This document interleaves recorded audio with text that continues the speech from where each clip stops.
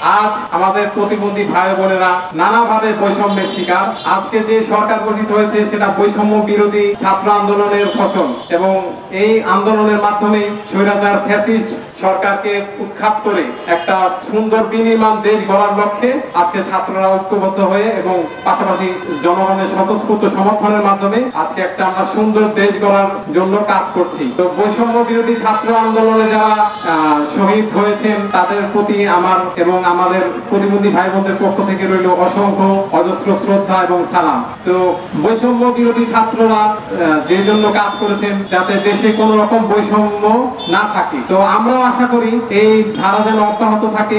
প্রতিবন্ধীরা যাতে কোনো রকম বৈষম্যের সৃষ্টি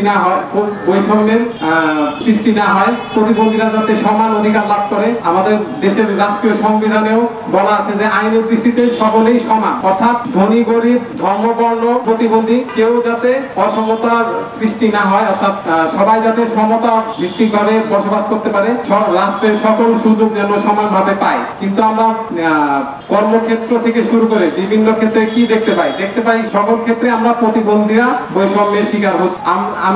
আমি এই বক্তব্যের মাধ্যমে রাষ্ট্রের গণ্যমান্য যারা ব্যক্তিবর্গ আছেন এবং বর্তমানে প্রধান উপদেষ্টা ডক্টর মোহাম্মদ ইউনূস স্যার উনাকে বলতে চাই যে আমাদের এই যে বৈষম্যের আমরা শিকার হচ্ছি চাকরি ক্ষেত্র থেকে শুরু করে বিভিন্ন ক্ষেত্রে, তো আমাদের এই বৈষম্য যাতে না থাকে সেটা যেন রাষ্ট্র আমাদের এই বিষয়টা যেন দেখে।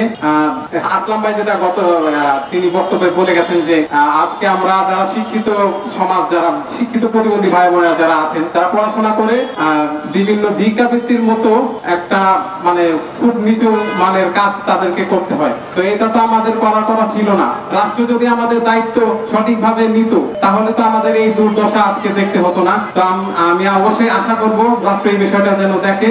আর বিগত সরকারের আমলে যেটা হতো যে যেখানে হচ্ছে মানে প্রতিবন্ধীদের বেশি সহযোগিতা করার কথা, সেখানে যারা মুক্তিযুদ্ধ করেছেন তারা অবশ্যই মানে শ্রদ্ধা পাওয়ার যোগ্য এবং আমরা তাদেরকে নিয়ে গর্ববোধ করি। কিন্তু এমন ভাবে বৈষম্যের শিকার তারা পেত 30,000 টাকা মাসে, আর আমাদের প্রতিবন্ধীদেরকে দেওয়া হতো মাত্র 850 টাকা। সেটা অবশ্যই কোন রকম মানে কোনোভাবেই কাম্য নয়। এই 850 টাকা দেশে কি হয়? আজকে দ্রব্যমূল্যের যে পরিমাণ দাম, একটা ডিম কিনতেও লাগে প্রায় 15 থেকে 16 টাকা। তো এই যদি হয় অবস্থা, তাহলে 850 টাকা দিয়ে তো মনে হয় 10 দিনও একটা প্রতিবন্ধীর পক্ষে চলা সম্ভব নয়। আর আমার আরেকটা দাবি থাকবে যে সমস্ত প্রতিবন্ধী ভাই বোনেরা আছেন তাদের অবশ্যই একটা ন্যূনতম অন্তত গ্রহণযোগ্য পরিমাণে একটা ভাতার ব্যবস্থা করতে হবে। সেটা মাসে যদি দ্রব্যমূল্যের দাম এবং সকল বিষয়কে সমন্বয় করে যেটা গ্রহণযোগ্য হয় সেই পরিমাণ ভাতা আমাদেরকে দিতে হবে। সেটা 3 থেকে 4 হাজার হলে ভালো হয়।